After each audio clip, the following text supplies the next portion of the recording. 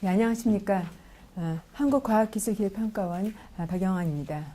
먼저 이 바쁘신 와중에도 제1회 키스텝 수요 포럼에 참석해 주신 모든 분들께 진심으로 감사드립니다. 한국과학기술기획평가원은 다양한 과학기술계 현안과 정책 이슈에 대한 논의의 장을 마련하기 위해 매월 2회 키스텝 수요 포럼을 개최하고자 합니다. 오늘 첫 모임으로 대학의 혁신 패러다임을 주제로 대학 창업, 활성화에 대한 심도 있는 깊은 논의를 하고자 합니다. 대학생 누구나 창의적인 아이디어만 있으면 쉽게 창업에 도전할 수 있는 시스템을 만들고 대학에서의 창업을 활성화하기 위해서는 어떤 정책이 필요한지, 과학기술계와 과학기술인의 역할은 무엇인지 자유롭게 토론하고 공유하는 논의의 장을 마련하고자 하는 것입니다. 먼저 제1회 키스텝 수요 포럼의 발표를 맡아주신 이광영 카이스트 미래전략대학원 원장님과 토론자이신 김성환 중소기업진흥공단 청년창업사관학교 교장님과 이종태 한국대학기술이전협회 회장님께 감사의 말씀을 드립니다. 특히 이런 자리에 격려하고자 이렇게 몸소 와주신 조한규 전 장관님께도 감사의 말씀을 드리고 싶습니다. 이제 출범한 지 막 1년이 지난 박근혜 정부는 얼마 전 경제혁신 3개년 계획 발표를 통해 제2의 한강의 기적을 이루고 우리 경제를 튼튼한 반석 위에 올리기 위하여 역동적인 혁신 경제로의 전환을 천명한 바 있습니다. 이를 위해 벤처 생태계와 청년 창업을 핵심 가치로 인식하고 이를 활성화하겠다는 구상도 밝혔습니다. 현재 우리는 식어져가는 성장 엔진을 다시 힘차게 점화해서 지속가능한 경제성장 토대를 마련해야 하는 중대한 시점에 놓여 있습니다. 이제 대학들이 더 이상 상하탑적 전통에만 머무르지 않고 기업과 대학으로서의 패러다임 변화를 이루어 창조와 도전 정신으로 무장한 창업가 양성기지로서의 역할을 해야 하는 시점입니다. 우리 모두 알다시피 세계적 창업가인 빌 게이츠와 스티브 잡스, 마크 저커버거 등은 20대에 창업하였습니다. 이들은 모두 현장 경험을 통하여 대학에서 과감히 창업에 나섰고 반짝이는 아이디어를 통하여 큰 성공을 이루었습니다. 이제 우리나라도 기업가 정신의 함양과 청년 창업을 성공적으로 지원할 수 있는 생태계를 마련하여 세계적인 벤처기업을 육성하기 위한 방안에 대해 고민해 보아야 할 때인 것입니다. 아무쪼록 오늘 포럼에서 좋은 의견을 많이 제시해 주기 바라며 자유로운 소통을 통하여 뜻깊은 자리가 되었으면 하는 바람입니다. 앞으로도 키스텝은 여러분께서 주신 고귀한 의견을 과학기술 정책 제안과 실행 지원에 적극 반영하도록 하겠습니다. 다시 한번 바쁘신 중에도 제1회 키스텝 수요 포럼에 참석해 주신 모든 분들께 감사의 말씀을 드리며 항상 건강하시고 행복한 웃음이 가득하기를 기원드립니다. 감사합니다.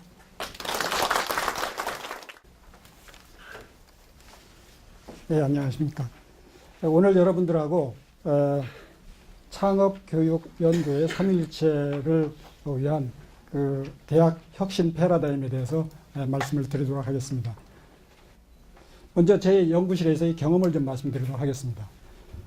저는 80년대 후반에 교수가 돼가지고 이제 90년대쯤에 되니까 이제 겨우 좀 숨통이 트여서 이제 정신을 좀 이제 차리고 그런 생활을 했는데 그 당시에 제 연구실을 보면 저는 전산학과 연구실에 있었는데 평범한 연구실이었습니다. 아주 평범한 연구실인데 한 가지 특징을 좀 지금 돌이켜서 생각을 해보면은 그 회사 프로젝트를 많이 했어요. 그 회사하고 산학협력 관계를 많이 해서 회사에서 요구하는 걸 많이 개발해줬고 그런 과정에서 학생들이 그 회사를 많이 드나들었습니다. 그때 같이 했던 회사들이 LG산전이나 포스코, KT 이런 회사들이 저희들을 많이 도와줬습니다. 그래서 저희들이 이제 제품 만들어서 납품하고 그런 일을 했었죠. 그런 과정에서 학생들이 비교적 그 연구실에만 있지 않고 회사를 드나드는 일이 많았어요. 그래서 회사 일을 많이 알게 됐습니다.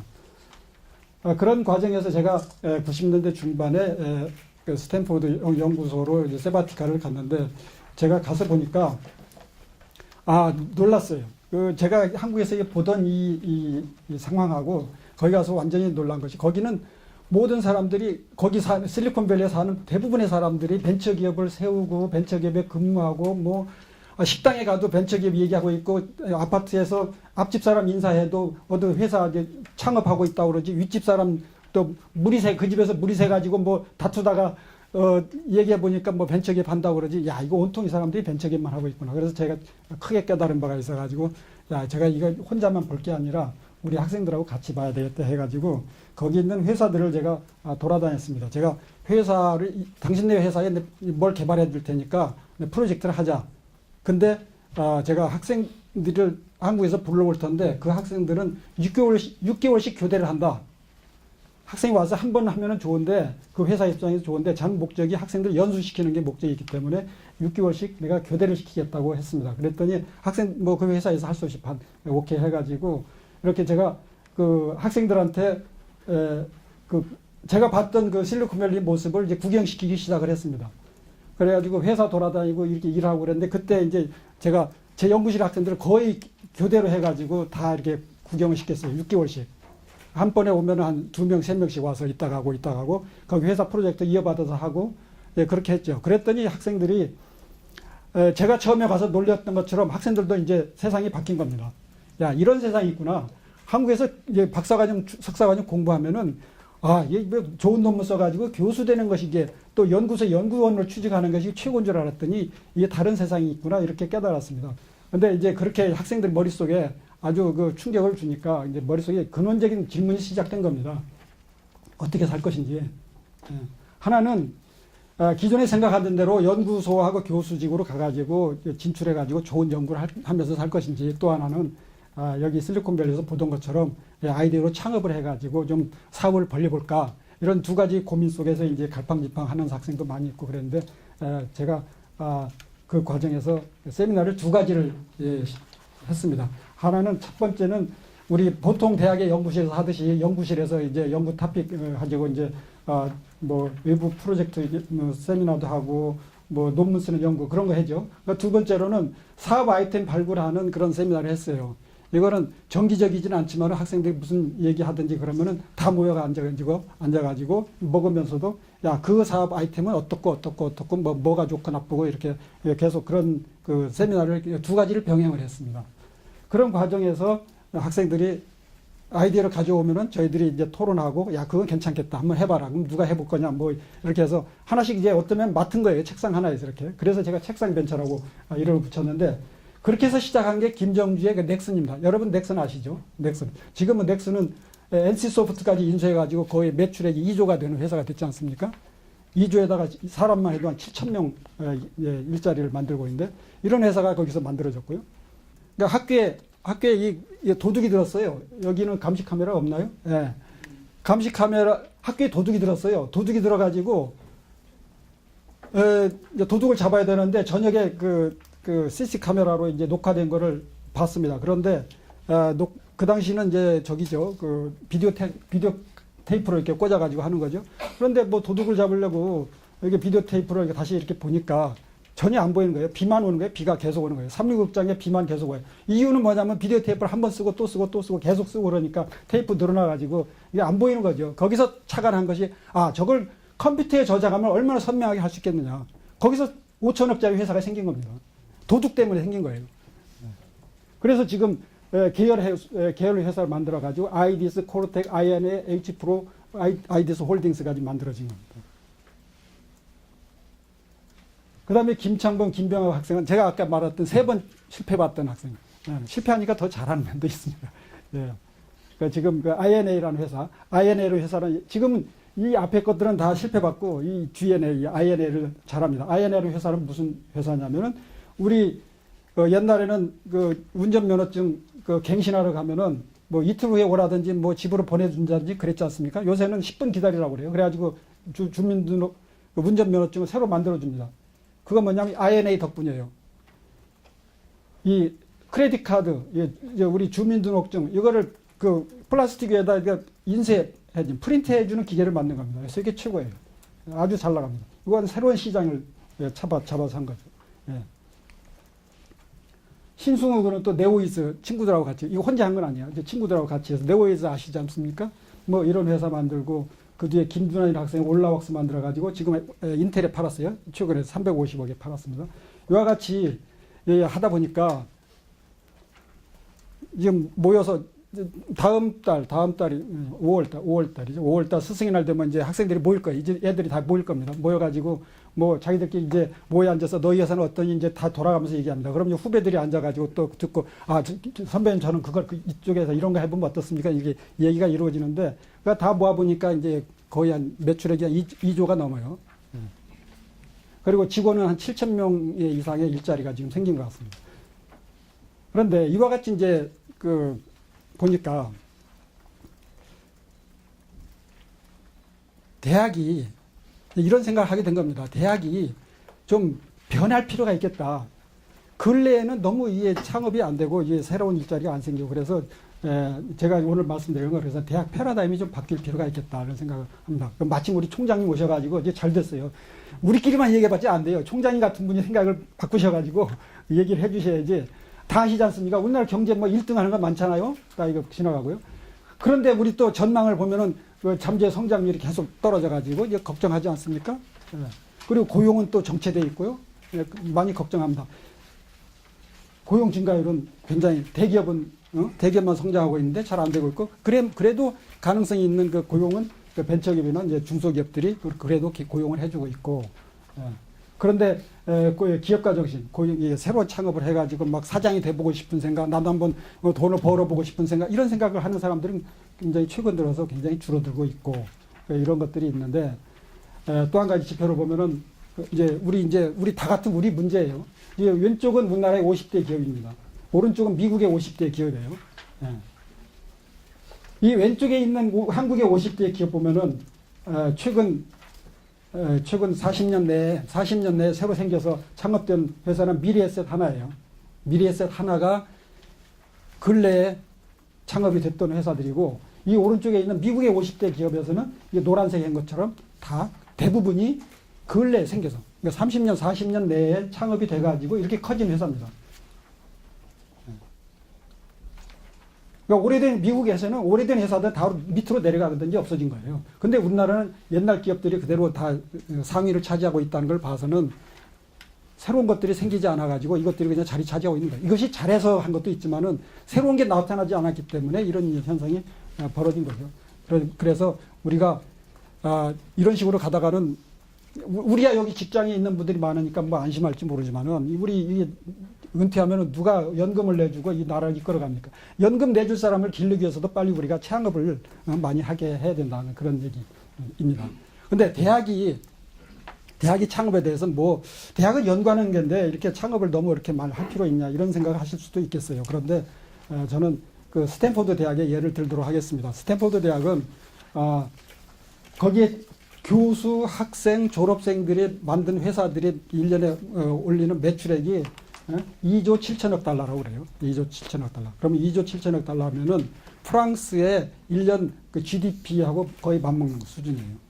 프랑스가 세계 5위 GDP 국가입니다. 5위의 GDP 국가인데 2조 7천억. 거의 맞먹는 거예요. 우리나라 GDP는 뭐 1조 2천억이고요. 예. 이와 같이 한 대학이 철학을 바꾸면은 교육을 바꾸면은 얼마나 큰 일을 할 수 있다는 걸 우리가 알 수 있는 겁니다. 그래서 저는 우리나라 대학이 좀 생각을 좀 바꿔야 된다고 생각을 합니다. 어떻게 하냐면 지금까지는 우리가 대학하면은 교육하고 연구하는 것이 주 이념으로 생각을 했어요. 교육과 연구. 어디 있을 때 대학에는 교육과 연구 이렇게 했습니다. 그런데 이제는 대학은 교육과 연구와 창업 이 삼위일체가 돼야 된다고 저는 생각을 해요. 그래야지 우리나라를 도약을 시켜서 이렇게 이와 같이 번영을 계속 유지할 수 있겠다. 아마 교수님들 싫어하는 분들이 많을 겁니다. 어떻게 창업 이게. 근데 세계 1, 2대학이라고 하는 스탠포드 대학은 그렇게 하고 있는 거예요. 스탠포드 대학은 공부 잘하고 열심히 잘하는 학생은 연구는 안 되고 교수 안 되고 창업하러 가고 교수 중에서도 잘 나가는 사람은 창업하러 나가고 그래도 학교가 망하지 않아요. 계속 잘 되고 있어요. 우리도 그런 대학이 있어야 되겠다. 선도하는 대학이. 예, 그러려면은 어떻게 해줘야지 그냥 무조건 뭐 해라 해서 되는 게 아니지 않습니까? 저는 그래서 어떻게 우리가 환경을 만들어주는 게 좋을까 해가지고 제가 7가지를 좀 제안을 해보자 합니다.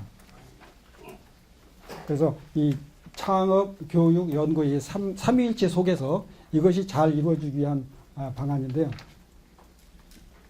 여기에 7가지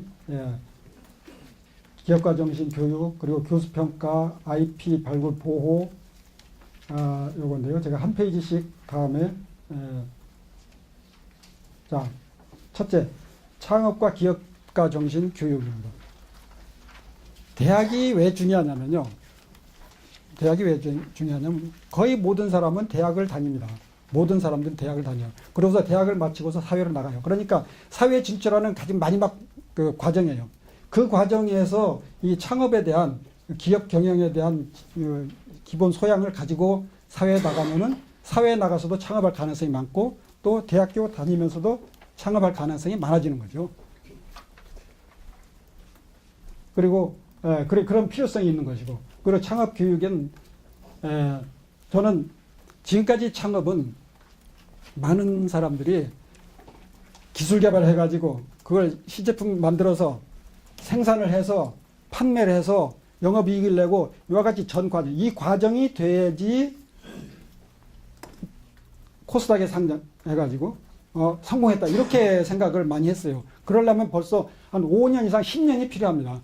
그리고 대학에서 창업하는 사람들은 학생이나 교수들은 연구원들은 이 기술 개발하고 이 시제품 만드는 데는 전문가인데 이 회사 경영에서 재무관리하고 마케팅하고 이거는 전문성이 없어요. 전문성이 없는데 그냥 앞부분에 필요하기 때문에 시작한 거예요. 그래서 우리가 그 창업의 그 기업 관리의 패러다임을 바꿔서 이 앞단계에서 회사를 팔든지 기술을 팔든지 특허를 팔든지 그런 개념으로 우리가 장려하는 게 좋겠다 생각을 합니다. 그래서 창업 교육 중에서도 특히 초기에 기술 또는 회사를 매각하는 이민화 교수가 이런 얘기를 해요. 그래서 이런 거 보고 가벼운 창업 교육이라고 해요. 가벼운 창업.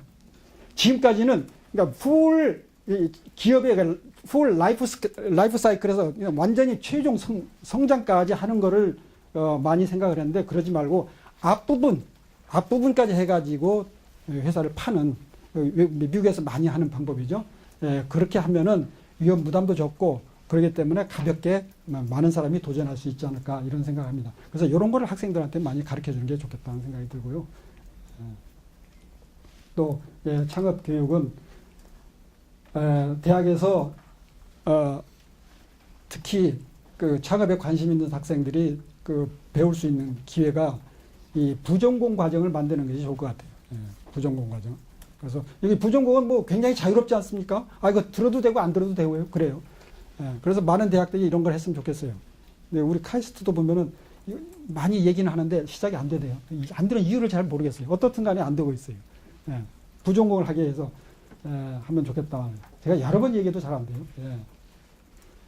그리고 대학 특성을 고려해가지고 이런 거 하고요. 물론 이런 건 뭐 이벤트 활성화 이런 건 많이 하죠. 이미. 많이 좋아지는 것 같아요. 그런데 저는 우리가 또 한 가지 이게 알아야 될 게 지금 그 이공계에서는요. 이공계는 그 병역 특례가 많이 있습니다. 그래서 1년에 몇천 명씩 병역 특례를 주고요. 있죠. 그래서 그런 사람들을 전문 연구위원이라고 부릅니다. 그래서 대학원이 활성화되어 있는 대학교에 가보면은 그 대부분의 대학원생들이 병역 특례를 받고 있습니다. 그런데 그 사람들은 병역 특례 기간이기 때문에 창업을 할 수가 없어요. 창업할 수가 없습니다. 그러니까 그 학생들 제가 있는 데라든지 뭐 그런 데는 학생들이 몇천 명 있는데 그 학생들 창업을 하면 안 돼요. 창업하면 안 되는데 정부에서는 야 창업 열심히 해라 막 그래요. 하고 싶은 사람도 못 해요. 이런 또 이게 딜레마가 있습니다. 이거는 이제 병역법하고 관계가 있을 것 같아요. 그래서 좀 어려움이 있을 것 같은데 남의 회사에 취직하는 건 괜찮아요. 그래서 제가 아는 학생도 자기가 창업하고 싶어요. 그런데 자기는 창업하면 안 돼. 그렇기 때문에 제 친구를 불러다가 너가 사장해라. 그럼 내가 너희 회사 취직하고 이런 식으로 이제 약간 좀 편법을 쓰죠. 예. 그래서 그러지 말고 무슨 솔루션이 있었으면 좋겠다는 생각이 듭니다.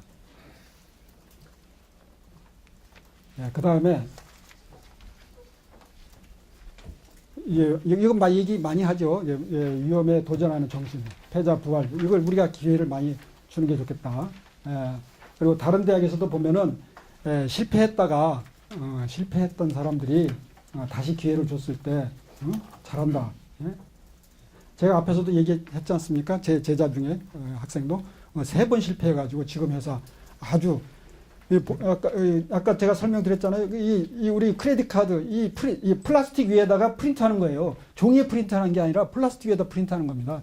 이걸 그냥 그 PC처럼 조그만 기계를 만들어 가지고 바로 그냥 프린트해줘요. 이게 굉장히 잘 팔립니다. 그러니까 많이 실패해 보니까 이런 아이템을 찾은 거예요. 예. 그리고 두 번째 이제 제안입니다. 두 번째 제안인데 이거는 대학 평가와 교수 평가에 관한 이야기입니다.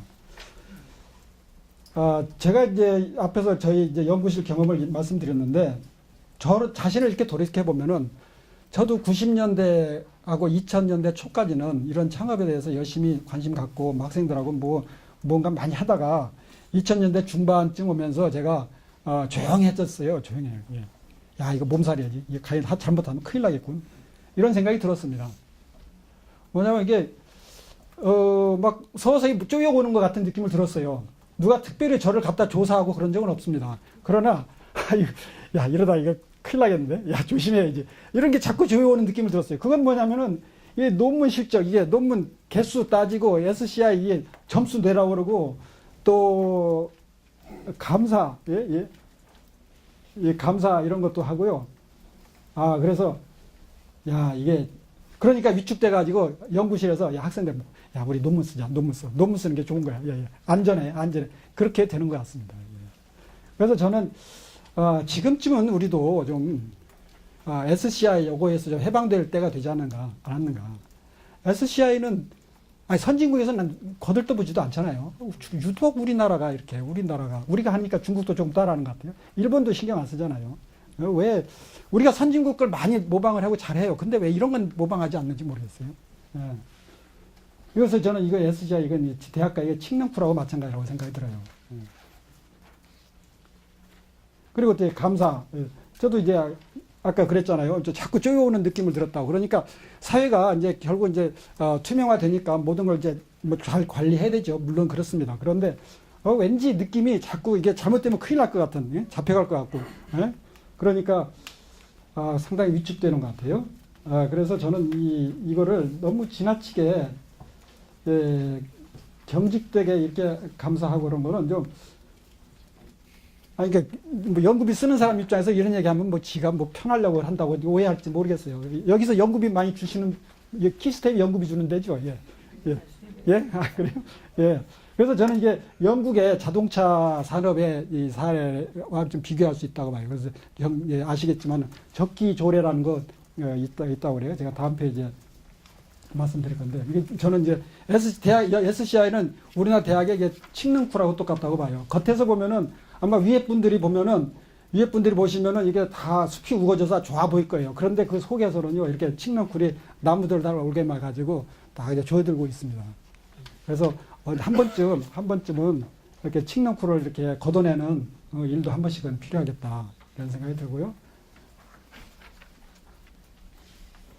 영국의 적기조례라는 게 있는데, 이거는 영국의 이제 자동차 처음에 만든 게 영국 사람들이지 않습니까? 그런데 이 영국에서 자동차가 나오니까 마차 사업자들이 마차 가지고 영업하는 사람들이 이제 곤란하게 된 겁니다. 그래서 그 사람들이 협종을 해가지고 1865년에 이제 교통법을 만들었어요. 세계 최초라고 그래요. 그때 교통법이 뭐냐면은 자동차라는 거는 세 사람이 운전해야 된다. 그리고 시속 25km 이상 넘어가면 빨리 가면 안 된다. 왜냐하면 사고 나니까. 그전에 마차 가지고 다닐 때는 사고 안 났잖아요. 그런데 자동차가 나오니까 사고도 나니까 이걸 핑계 잡아가지고 마차 사업자들이 이런 법을 만든 거예요. 그래서 영국에서는 이와 같이 앞에서 빨간 깃대를 들고 사람이 다 비키세요 조심하세요 하면서 자동차가 빨리 못 가게 규제를 한 겁니다. 그러다 보니까 안전했어요. 아주 안전해요. 사람 다친 일도 없어요. 아주 좋아요. 그런데 결과는 영국에 지금 자동차 산업이 없는 거죠. 그에 반해서 독일은 뭐 아우토반 만들고 뭐 시속 뭐 속도 제한도 안 하고 막 하니까 사고 많이 났겠죠. 부작용이 많이 생겼겠죠. 그러나 결과는 독일 자동차가 세계 시장을 휩쓸고 있는 거죠. 그래서 뭐 정도로 뭐 잘하는 것도 좋은데 그게 지나치면은 나중에 이게 남는 게 없는 것 같다 이런 생각이 듭니다. 그래서 적절한 선에서 너무 풀어줘도 안 되고 너무 옥죄어도 안 되고 적절한 선에서 뭐 지혜가 필요하겠다 이런 생각이 들고요. 그리고 이제 특허입니다. 지식재산. 현대에는 이게 지식시대에는 그래서 저는 이제 IP가 가장 이 중요한 재산이 되는 시대가 됐는데 우리 현재 지금 여러 가지 우리나라의 제도로 보면은 굉장히 그 지식이 이 보호받지 못하는 상황이 되고 있어요. 그 현대는 그래서 여기 IND라고 썼는데 Innovation and Development. 그래서 혁신을 통해 가지고 디벨롭하는 그런 시대가 됐다 이거죠. 그러니까 그 전통적으로 이제 리서치를 해가지고 한다는 것보다도 하여튼 작은 아이디어지만은 연구실에서 나온 것도 아니지만 우리 실생활에서 나오는 이노베이션도 그 창업의 개발이 될 수 있고 창업으로 연결될 수 있는 그런 거다. 그런데 그런 것들이 다 이제 보호가 되는 게 좋겠다. 근데 이거는 뭐 새삼스러운 얘기가 아니에요. 특허 무효율이 70%라는 걸 아시죠, 여러분들? 특허 출원하면 여러분들 특허 출원하시죠? 특허 출원하잖아요. 그 소송이 붙잖아요. 분쟁이 붙잖아. 그러면 이제 재판에 가면 70%가 져요. 져요. 그러니까 그 특허가 무슨 소용이 있겠어요? 이건 뭐 법원 쪽이나 뭐 그쪽에 하도 얘기 많이 했는데 현실이 그래요. 그리고 그러다 보니까 이게 그 대기업이 강자가 약자의 특허를 침해를 해도 그걸 나중에 무효시키기가 쉬운 거예요. 70%가 무효가 되니까. 그러니까 일단 침해하고 보는다는 것이 상당히 상식화되어 있다 할까요? 뭐 그런 상황이 되어가고 있습니다. 침해해보고 나중에 문제가 되면은 재판을 하면은 내가 이기는 확률이 70%예요. 그러니까 이제 약자들은 창업 아이디어 있는 사람들은 그걸 특허를 내봤자 그게 소용이 별로 없는 거죠.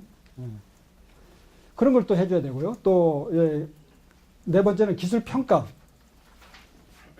기술을 좀 평가를 제대로 해가지고 기술을 가진 사람들이 가치를 인정받게 해주는 게 좋겠다 이런 생각입니다.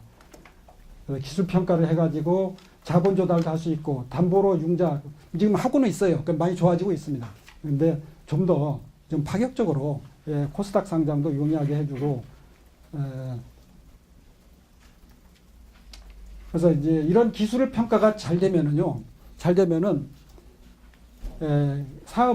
기업을 M&A 시장이 활성화됩니다.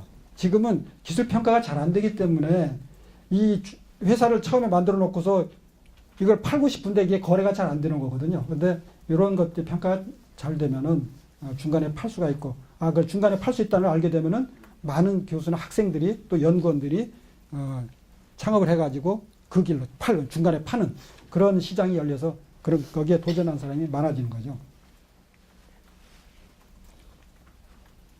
그래서 이와 같이 가치를 평가해 주는 게 가벼운 창업을 활성화시키는 데 큰 도움이 된다. 이런 걸 말씀드리고요. 그 다음에 5번. 앞에서 제가 잠깐 언급했던 그 연대보증 문제입니다. 연대보증 문제가 많이 논의가 돼가지고 정부에서도 좀 신경을 쓰는 것 같아요. 쓰긴 하는데 제가 느낌은 그래요. 이게 아마 최종 확정은 안 되는 것 같아요. 그러나 지금 논의는 하는데 지금 기사에 이렇게 흘러나온 거 보면은 이거 연대보증 문제를 저희 같은 사람 보면은 좀 대폭 좀 후하게 좀 해주면 좋겠는데 조금 이제 풀어주는 것 같아요. 조금. 그러니까 한 등급을 낮춰서 뭐 해준다 그러니까 지금도 등급을 나눠가지고요. 5등급까지 해주고 있었어요. 해주고 있었대요. 그런데 이제 5등급까지 이게 면제를 해주는 게 있었대요. 근데 이게 면제해주고 있었다는 걸 아는 사람이 거의 없어요. 그 정도로 혜택 받은 사람이 적습니다. 그런데 거기다 1등급을 조금 늘려준다는데 그냥 한번 조금 해주는 거예요. 그래서 연대 이 성실 창업 실패한 사람들을 면제해주는 그런 걸 좀 이게 아니고서는요, 여러분들 동료 연구원이나 대학교에서 있어. 이 주위에서 선배들이 그 연대보증으로 이게 신용불량자가 되어 있는데 그걸 뻔히 보면서 야, 너희 저 길로 가라고, 저 길로 가라고. 어떤 교수가, 어떤 선배가 그 얘기를 할 수 있겠어요. 예. 물론 나쁜 사람도 있어요. 나쁜 게 이걸 악용하는 것 때문에, 악용하는 사람 때문에 이런 게 만들어졌겠죠. 당연히. 근데 아까 제가 그 영국의 적기조례 얘기했지 않습니까? 자동차 다쳐요. 사람이 생명이 없어지기도 해요. 사고 나면은. 그러나 그걸 감수하고도 속도를 무제한으로 풀어주고 그런 독일이 결국은 석권하잖아요. 석권했잖아요. 그러니까 우리도 너무 조심하면은 이게 남는 게 없을 수가 있다고 봐요. 지금 현재처럼. 그래서 이게 이제 뭐 이런 등급을 연대보증을 한 단계 이렇게 풀어준다. 이것이 내용이고요. 그 다음에 여섯 번째입니다. 여섯 번째는 자본조달 관계예요. 사실 우리나라처럼 중소기업에 많은 그 연구비를 지원해주는 나라도 드물 겁니다. 굉장히 많이 지원해주고 있어요. 그건 굉장히 좋은 일이에요. 좋은 일인데, 그리고 창업에 많이 투자해주고. 그런데 거기에 이제 우리가 좀 더 욕심을 내면은 이 기술료라는 거 아시죠? 여기서도 아마 기술료 징수하는지 모르겠어요. 기술료 징수하는데, 연구개발에서 성공하면은 기술료 징수한다고 그러죠. 맞아요. 좋아요. 그런데, 성공이 기술개발에서 성공하면 10%, 중소기업의 10% 지금 징수하죠. 그리고 중견기업 30%, 대기업은 40% 징수해요. 맞는 얘기인데, 연구개발에서, 그러니까 판매가 돼서 이익이 생기지 않아도 연구개발 성공하면 그냥 납부를 해야 돼요. 그러다 보니까 무조건 다 납부하는 거예요. 무조건 다 납부해야 돼. 그 회사에서는 그 돈을 어떻게 해야 되냐면요. 그 연구비를 받으면은 그 부채가 됩니다. 부채. 10%는 이제 나중에 그걸 납부해야 되니까 부채가 돼요. 회계가 이제 왜곡돼요. 이런 일을 왜 계속 하는지. 그러니까 이익이 생기면 납부하면 좀 타당할 것 같아요. 근데 이익 생기지도 않았는데 그럴 바에는 차라리 그냥 90%만 주지. 10% 띄고 처음부터. 은행에서 그런 거 한대잖아요. 뭐죠? 그런 거 보고. 깡인가요? 왜? 선이자. 그걸 아예 미리 띄고 주든지. 그래서 나중에 실패하면 10% 더 주면 되죠. 그러니까 성공할 줄 알고 그냥 90%만 주고 나중에 실패하면 10% 더 주면 다 회계가 간단하잖아요. 그런데 왜 이거를 전 세계에 이렇게 회수하는데 우리나라밖에 없다고 그래요. 그리고 창투사도 우리나라 창투사 창업투자 회사들 또 전문가들한테 회사 투자하는 분들한테 그러면 이제 어느 업종을 전문으로 하십니까? 이렇게 물어보면요. 여러분도 아마 그런 질문 하셨을 거예요. 두루두루 다 합니다. 그래요. 두루두루 전공인 사람이 어디 있어요? 그런 사람이 전공이 없다는 거예요. 우리나라 창투사는 전공이 없는 것 같아요. 그냥 생물 쪽도 하고 화공도 하고 기계 전자 투자한대요. 그래 두루두루 좋은 거예요. 그러니까 이게 창투사는요. 여기 있는 그림과 같은 거예요. 이게 동업자입니다. 동업자예요. 같이 회사에 투자하면요. 그 회사를 일단 투자하면 성공시키기 위해서 가진 모든 자원과 리소스, 지혜를 모아가지고 그 회사를 성공시키는 거거든요. 그런데 두루두루 전공인 사람이 어떻게 그 회사를 많이 도와줄 수가 있어요. 그래서 전문성을 갖게, 전문화, 이게 필요하겠다 이런 말씀이고요. 그 다음에 스톡옵션 제도. 우리 중소기업이, 그러니까 특히 이제 벤처 시작하는 회사들이 인력난을 얘기 많이 들었을 겁니다. 사람 구하기 어렵다. 좋은 사람 다 대기업만 가려고 그러지 정말 어렵다. 뭐 그런 얘기 많이 들었어요. 그런데 그래도 그거에 우수한 사람을 뽑을 수 있게 해주는 제도가 이게 스톡옵션 제도입니다. 그런데 이것이 작동을 안 해요. 작동을 안 하고 있어요. 이건 초기에 인력 확보에 위해서 굉장히 좋은 건데 지금 왜 이게 작동을 안 하냐면은 우리나라에서 이게 미국에서 온 거거든요. 그럼 미국에서 왔기 때문에 미국처럼 하면 돼요. 왜 미국처럼 하는데 그거를 왜 와서 또 우리 왜곡시켜가지고 하는지. 이걸 스톡옵션을 주면은요, 회사는 어떻게 되냐면은 이걸 비용 처리를 하게 만들어 놨어요. 비용처럼. 그러니까 이익이 줄어드는 거예요. 아마 의도는 이런 거겠죠. 너무 스톡옵션을 많이 발행하지 말아라. 그런 뜻이겠지, 아마. 그런 숭고한 뜻은 있겠지만은, 이 스톡옵션 목적이 뭐예요? 목적이. 회사가 우수한 사람을 리크루트 할 수 있게, 해주자는 건데 그거를 억제하는 걸 브레이크를 또 세게 밟은 거예요. 회사한테는 주식 보상 비용 처리하게 해놓고 또 개인한테는 뭐냐면은 세금을 많이 떼요. 미국에는 비상장 회사에는 세금이 없어요. 여러분들 우리도 회사 창업해서 주식 자기들끼리 발행해서 나중에 팔아도 그 세금 없잖아요. 그것처럼 세금 없게 해주면 어때요? 그래서 이제 개선한다고 그러는데 모르겠어요. 어떻게 실제로 지금 말은 많이 하더라고요. 개선이 어떻게 될지. 실제로 또 실행되는 거 보면은 또 조금 해줄지 모르겠어요. 예. 어떤 이런 것들이 좀 개선돼야지 대학에서 저 같은 사람은 이제 제자들한테 야 한번 해보자 이런 얘기를 하지. 이렇게 어려운 것은 많이 이게 그러니까 지금 이런 그 연대 보증이나 이게 스탁옵션 이런 거 이렇게 왜곡시켜 놓은 것이 2000년대에 생긴 것 같아요. 이런 상황에서 어떻게 그런 그 험한 길로 내모느냐 이겁니다. 그래서 요 사진은 저희 학교에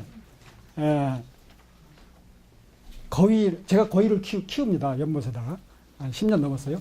거위를 키우는데 거위가 이게 알을 품어가지고 이게 새끼를 깠어요. 새끼를 깠는데 심지어 거위도요. 자기 새끼들 키울 때는 엄마 아빠가 이 앞에서 뒤에서 이렇게 보호하면서 이렇게 키우고 그래요. 근데 우리가 지금 우리나라로 보면 앞에 우리 여러 가지 지수를 봤지만 이게 새로운 창업이 새로운 회사들이 나오지 않으면 상당히 어려운 걸 눈에 보이고 있지 않습니까? 우리 연금을 누가 내줄 것입니까? 이게 절대절명의 시간인데 우리 다 같이 좀 이 부모가 이게 이 생태계 만들듯이 좀 이 창업하는 거에 대해서 굉장히 마음을 배려를 많이 하면 좋겠다 이런 생각이 듭니다. 이상 마치겠습니다. 감사합니다.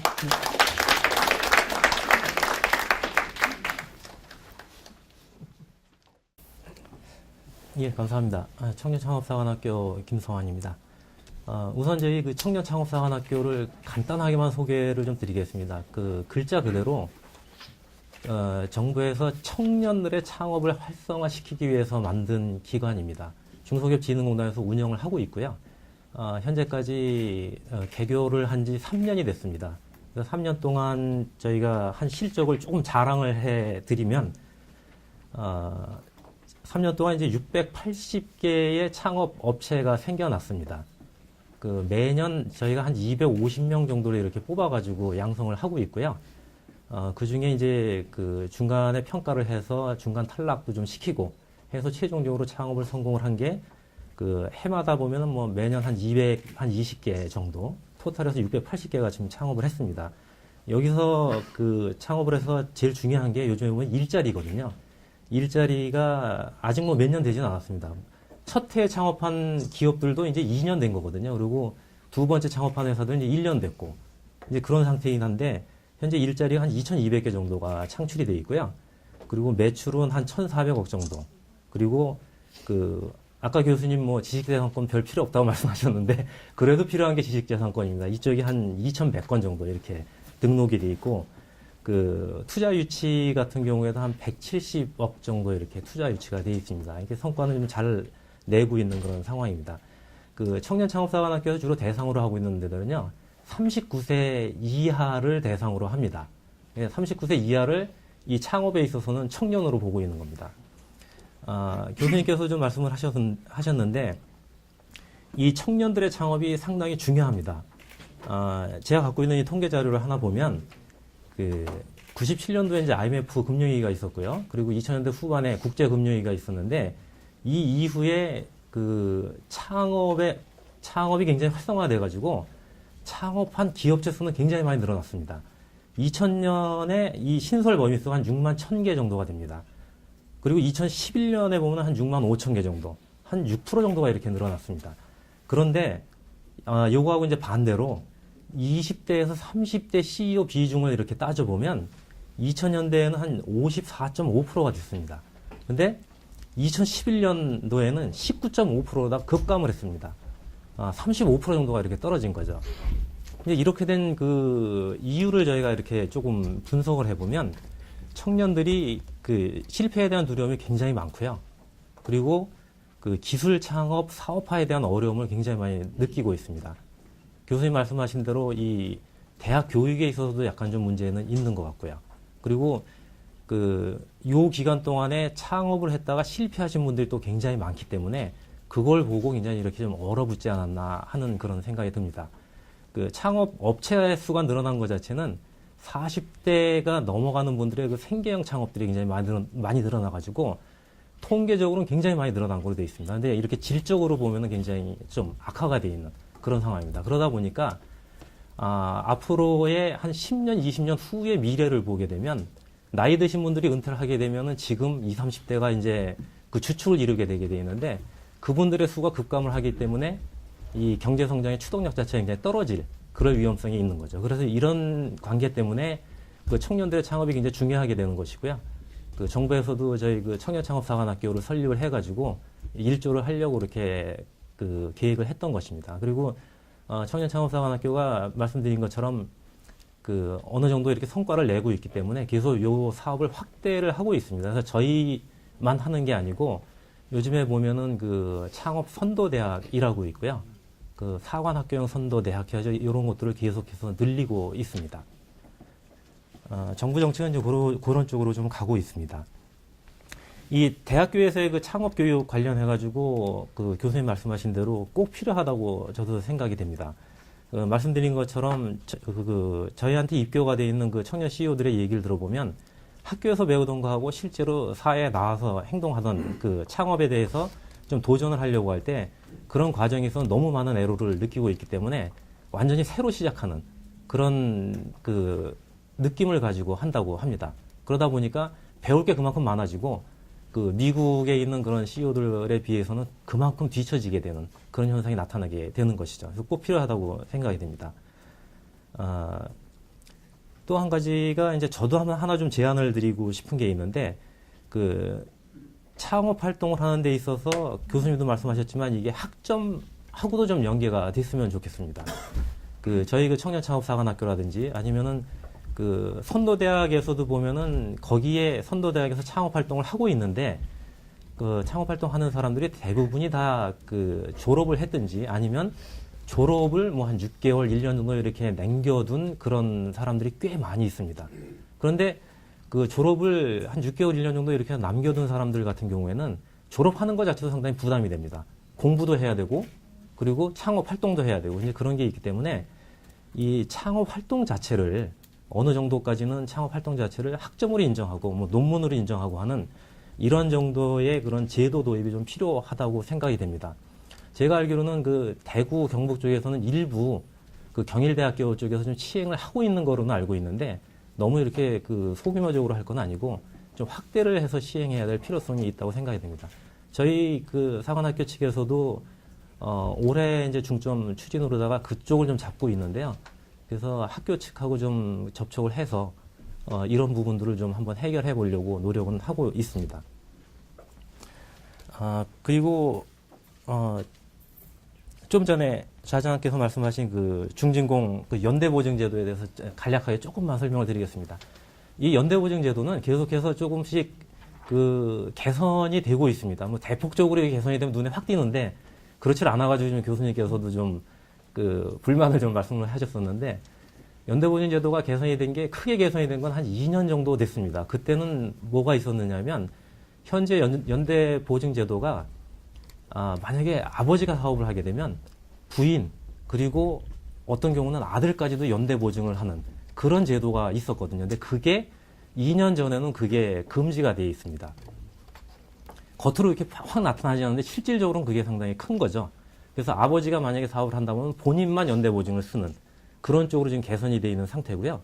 그리고 교수님께서 조금 전에 말씀하신 그 신용 등급을 갖다 한 등급 하락시켜서 거기까지 연대보증을 면제를 하겠다라고 하는 거는 현재는 중진공에서만 시행을 하고 있는 겁니다. 그 은행권에서는 나름대로 이유가 있어서 아직 시행을 못하고 있기 때문에 좀 거기까지 확대가 되면은 아무래도 좀 효과가 더 크지 않을까 싶습니다. 그리고 그 한 등급 하락이라고 하셨는데 중진공 같은 경우에 신용 등급을 저희가 한 13단계 정도로 다 운영을 하고 있어요. 근데 그 중에 작년까지 하던 게 5단계까지. 그러니까 13분의 5니까 상당히 비중은 큰 거죠. 거기까지 했었는데, 그것만 해도 너무 좀 혜택을 보는 분들이 너무 적다라는 그런 그 건의들이 있어가지고 올해는 한 등급 낮췄는데요. 그 한 등급이 상당히 의미가 큽니다. 요게 지금 5등급, 6등급, 7등급 정도에 들어가 있는 그 비중 자체가 한 30% 이상이 될 겁니다. 제 기억에. 그러니까 거기서 한 등급이 내려온다 그러면 저희 기준으로 봤을 때 한 10% 이상은 이 혜택을 볼 수 있는 그런 상황이 되어 있는데요.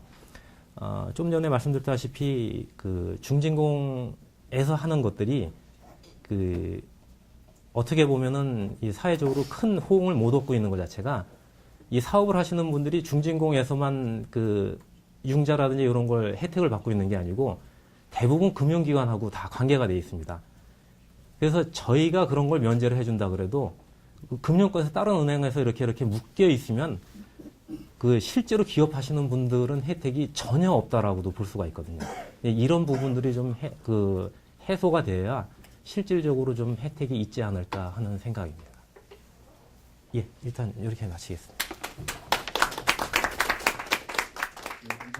한국 대학기술이전협회 회장을 제가 몇 년째 맡고 있습니다. 제가 잘해서라기보다는 여기서 별다른 급여를 주지 않기 때문에 후속 제 후임이 없습니다. 없어서 계속 하고 있습니다. 예, 농담삼아 말씀드렸는데요. 한국대학기술이전협회는 각 대학이 갖고 있는 산학협력단 산하의 기술 이전 조직인 TLO 테크놀로지 라이센스 오피스의 실무자들의 자발적인 기구입니다. 모임기구 사단법인으로 되어 있습니다만은 어째 보면은 개모임처럼 분위기가 좀 그렇게 흘러가는 경향도 있습니다.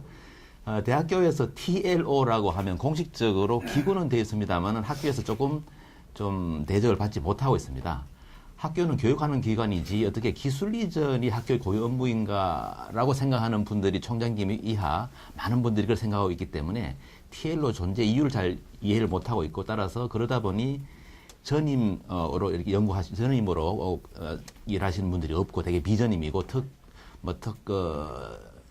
대개는 계약직으로 이렇게 2년마다 교체되는 경우도 많고 해서 되게 전문성이 많이 떨어집니다. 그러다 보니 이제 대학기술이전협회는 TLO들을 모아서 계속 교육을 시킵니다. 어떻게 기술 이전을 할 수 있는가를 교육을 시키고 특히 학생이나 교수들이 갖고 있는 지적재산권을 어떻게 권리화하느냐, 파느냐, 또 사업화하느냐를 교육하는 걸 주 목적으로 하고 있는데 전체 우리나라의 대학 중에 62개 대학이 지금 회원으로 되어 있습니다. 주로 회비를 가지고 이제 자립해서 살고 있는데 교과부에서 조금씩 이렇게 이제 지원을 받고 있습니다. 벌써 연도가 8년이 됐는데요. 초기 얼마간은 사무실도 없어서 계속 고생하다가 지금 겨우 이제 사무실을 구해가지고 독립을 했습니다.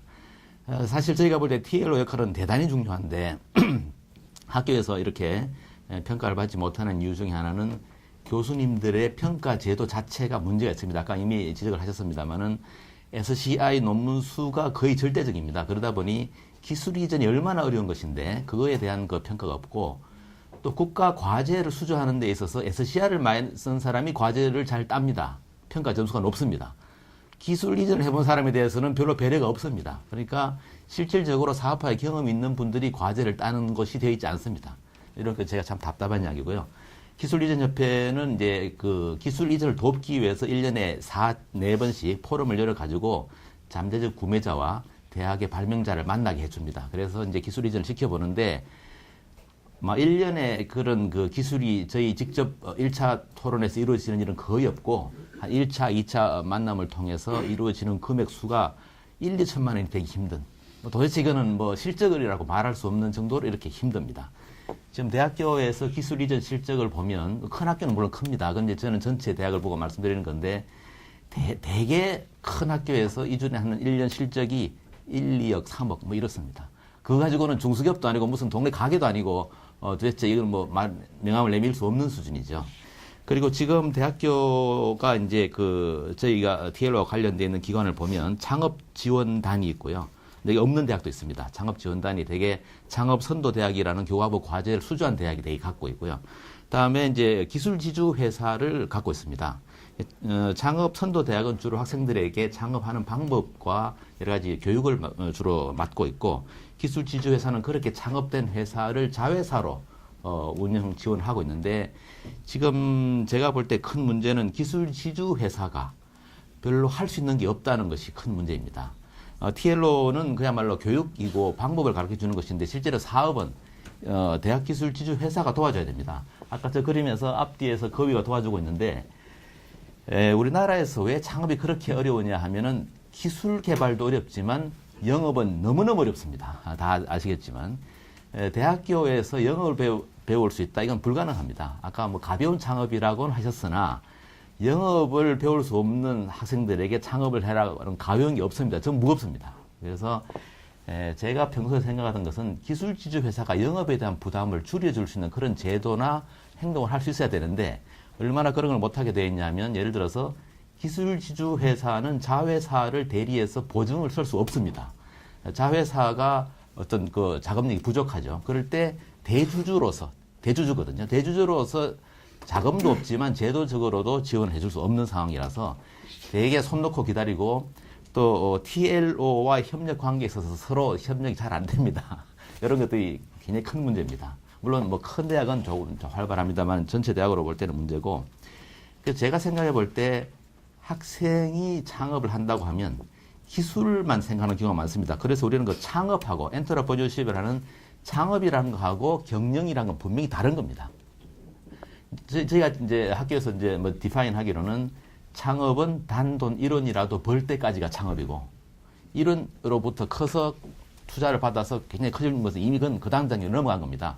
학생들에게 1원 벌 때까지는 주로 기술이나 초기 시제품을 개발해서 이루어질 수가 있는데 그 뒤에 이루어지는 영업은 강의할 수가 없습니다. 그것들을 기술 지주회사가 끌어안아 줄 수 있는, 즉 학생들이 그들의 품에 들어가서 기술 지주회사가 해주는 영업 혹은 구매가 어느 정도 선결 조건으로 되어 있는 창업 뭐 이런 것들을 도와준다든가 혹은 플랜트 인 플랜트라는 개념으로 영업의 부담은 없이 회사 내에 어떤 들어가서 그 집에 캥거루처럼 커서 또 어느 정도 작은 창업을 해서 엑싯이 편해질 수 있는 정말 그 엑싯에 대한 부담이 너무 큰데 나중에 엑싯을 하더라도 별 문제 없는 그런 제도를 기업과 협력해서 만들어야 됩니다.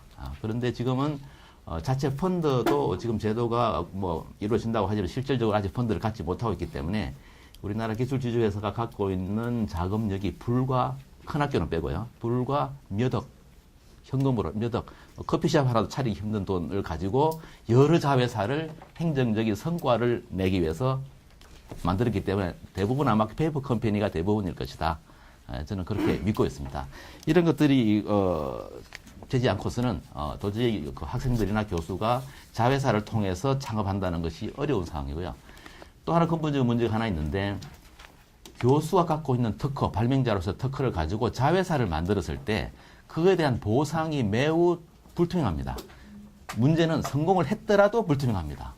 성공도 어렵지만 성공이 될 확률도 1% 뭐 이렇게 이야기합니다만 왜 보상이 어려냐면은 자회사가 돈을 벌면 일단은 대주주인 기술지주회사가 돈을 가져가게 돼 있고 기술지주회사가 그중에 자기 비용 처리를 하고 나서 학교에 주게 되어 있습니다. 그럼 학교는 그렇게 환급받은 금액의 약 50%를 교수에게 혹은 발명자에게 주게 돼 있는데 기술지주회사가 다 적자입니다.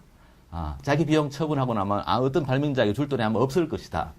일부 회사. 그래서 이런 것들이 그 큰 문제입니다. 그래서 대학 교수님들이나 이런 분들이 지주회사에 자기 지식재산권을 현물 투자하는 것을 외면하고 있는 거죠. 제가 조금 기술 지주회사 이야기를 좀 하게 됐는데 이제 협회는 원래 TLO를 돕는 기관이지만 기술 지주회사에 대해서는 아직까지 협회라는 게 구성되어 있지 않기 때문에 그런 분들을 자주 만나서 이야기를 하고 그들의 업무도 많이 지원도 하다 보니까 현실적인 이제 어려움을 이제 많이 이야기하고 있습니다. 예, 아까 무엇보다도 학교에서 교수에 대한 평가 기준을 이제 말씀드린 적도 있고 한데 또 하나 문제는 우리나라의 아까 특허의 문제 70%가 무효화된다는 문제도 있습니다만은 우리나라 특허는 국제 특허를 내지 않으면 의미가 없습니다. 예. 국내 특허를 낸다는 것은 많이 내고 있죠. 그러나 실적 쌓기에 지나지 않은 경우가 많고 외국 특허를 내어야만 외국 수출을 하거나 할 때 보호를 받을 수 있는데 국내 특허는 뭐 별로 외국 사람들이 침해 들어올 소지가 커서 오히려 특허를 내는 것이 오히려 노하우를 까발기는 경향이 심해지기 때문에 국제 특허를 반드시 내야 되는데 비용이 너무 많습니다. 너무 많이 들어서 대학으로서 감당할 수가 없습니다. 이런 것들을 그 학교가 지원할 수 있게끔 만약 한 학교로서 어려우면 여러 학교가 모아서 그 지주회사가 어떤 그 투자를 해주든 이런 것들이 가능하도록 하지 않으면 권리화를 보장하기가 매우 힘든 그런 생각을 하고 있습니다. 이제 대부분은 앞에 발제자께서 이야기를 잘 해주셔가지고 제가 다른 이야기를 오래 붙들고 있지는 않겠으니 이 정도로 줄이고 나중에 다시 또 말씀드리겠습니다. 네, 감사합니다. 키스트의 손병호입니다. 제가 이제 39세 이하가 아니라서 사실 여기서 토론을 해야 될지 잘 모르겠는데, 하여튼 뭐, 일단 그 이광현 교수님께 좋은 발표 해주셔서 감사드리고요. 저희가 이제 키스텝이 과학기술 R&D 정책을 하고 있는데, 과학기술 R&D 분야도 최근에 화두가 양적인 성장에서 질적 성장으로 전환하는 게 화두입니다. 이제 벤처 비즈니스도 좀 그런 시대가 온 것 같습니다. 그래서 제가 데이터를 살펴보니까 벤처 기업 수가 우리나라가 작년 말에 이미 29,000개가 넘었고 아마 올해 상반기가 되면 3만 개가 넘을 것으로 이렇게 예상이 되고 있습니다. 그래서 뭐 한 5년 전에 비해서 거의 2배가 증가된 그런 숫자라고 합니다. 근데 아까 우리 김성한 선생님 말씀하신 것처럼 사실은 이런 벤처 기업들은 많이 늘고 있지만 소위 말하면 어떤 혁신이나 기술을 가지고 창업하는 그런 기회형 창업보다는 그야말로 생계형 창업이 많은 게 또 우리나라 현실인 것 같습니다. 그래서 그런 측면에서 우리 대학 실험실 창업이 이런 기회형 창업을 촉진한다는 측면에서 상당히 중요한 역할을 해야 될 것 같고요. 그런 측면에서 오늘 교수님께 제안하신 그 7대 과제들이 상당히 유용한 대안이 될 거라고 생각합니다. 제가 이제 이거를 토론을 준비하면서 생각해 본 이제 한 가지 이제 퀘스천은 대학이나 연구소 창업이 상당히 중요한데 또 현재 우리나라 벤처 기업의 대표이사분들의 전직이 어디냐를 살펴보면 거의 80% 이상이 일반 기업체 출신이십니다. 그러니까 특히 대기업체에서 뭐 사내벤처를 찾았다가 나오신 분들이라든지. 그래서 그만큼 이 실험실 창업이라는 게 상당히 성공하기 어렵다라는 반증이 되겠죠. 그래서 그 이유가 뭘까? 제가 이제 곰곰이 생각해 보니까 크게 두 가지 이유가 있는 것 같습니다. 하나는 오늘 그 이광현 교수님이 누누이 강조하셨던 것처럼 어떤 대학 내의 어떤 창업에 대한 도전의식이나 인식 저하가 상당히 심각한 것 같습니다. 특히 스탠포드 등 선진대학과의 가장 큰 차이점은 이런 것 같습니다. 우리 인식과 도전의식의 차이라고 생각이 듭니다. 그래서 오늘 뭐 기업가 정신과 창업교육과 말씀하셨는데 상당히 중요한 것 같고요. 그 다음에 어떤 대학 내 그 창업자에 대한 지위, 보호, 보장 이런 것도 상당히 제도화가 좀 더 강화돼야 될 것 같다는 생각이 들었습니다. 두 번째 이유는 제가 생각해 본 거는 이게 아까 가벼운 창업, 무거운 창업 이런 얘기 하셨는데 사실은 대학 실험실 창업을 하시는 분들이 상당히 기술적으로는 잘 알지만 어떤 회사 경영이라든지 매니지먼트 측면은 약한 게 사실입니다. 그러다 보니까 이 기술과 경영의 현실적인 괴리가 잘 극복이 안 돼서 이게 사실을 좀 실패하는 사례가 많아지지 않느냐 이런 생각을 해봤습니다. 그래서 여기에는 또 두 가지 또 큰 원인이 있다고 생각하는데 과연 우리나라가 대학 실험실에서 벤처 창업했을 때 그 기술을 가지고 얼마나 그 자금을 확보할 수 있는 시스템이 되어 있느냐 상당히 취약합니다. 제가 봤을 때는 우리나라 보면은 뭐 GDP 대비 벤처 투자 규모라든지 이런 거는 절대 선진국에 떨어지지 않는데 우리나라 가장 큰 문제점은 소위 말하면 벤처 창업한 그 초기 단계에 대한 그 투자가 상당히 약하다는 겁니다. 선진국에 비해서. 그거는 왜냐하면 그 우리나라가 벤처기업 창업한 다음에 그거를 뭐 기업 공개나 그래서 자금을 회수하는 데 걸리는 시간이 10년 이상이 걸립니다. 그러다 보니까 벤처 캐피탈 회사에서 아무리 우리가 투자하라고 하더라도 초기 단계 기업들한테 투자를 잘 안 하려고 합니다. 뭐 심지어 최근에 뭐 미래부에서 뭐 청년 창업 펀드 1,000억을 조성한다. 무슨 뭐 우리 각종 정부에서 창업 관련된 펀드들을 많이 만들고 있는데 이 정부가 지분 출자를 많이 한 펀드조차도 초기 단계 기업들 투자는 꺼립니다. 왜냐하면 회수하는 게 너무 시간이 많이 걸리기 때문에. 그래서 지금 미래부에서 여러 가지 그 청년 창업 펀드니 뭐 요즘 한국형 요즘화 펀드 이런 정책을 발표했는데 사실은 정부가 좀 투자하는 펀드에서 이런 리스크 좀 해칭을 해줘야지 좀 우리 그 실험실 벤처들이 자금을 조달할 수 있지 않을까 그런 생각을 해봤고요. 두 번째로는 아까 또 다른 선생님들 말씀하셨는데 우리나라에서는 벤처 기업을 창업하시면 본인이 꼭 끝까지 이거를 운영하셔야 되는지. 그러니까 사실 실험실 벤처가 성공하려면 기술은 있으니까 어느 정도 뭐 사업화에 성공하시면 어느 정도 규모가 좀 더 커지면 사실 대기업이나 이런 데 M&A를 해가지고 가치를 높여서 파는 게 하나의 비즈니스 모델이 돼야 되는데 우리나라는 제도적으로도 벤처기업 M&A 관련된 게 너무 규제가 많습니다. 특히 대기업들이 뭐 삼성 같은 대기업들도 뭐 해외 가서 주로 벤처기업들 사지 우리나라는 못 사게 돼 있거든요. 그 다음에 벤처기업 운영하시는 그 문화, 그러니까 인식도 그렇게 돼 있습니다. 내가 세운 회사를 내가 끝까지 해야지.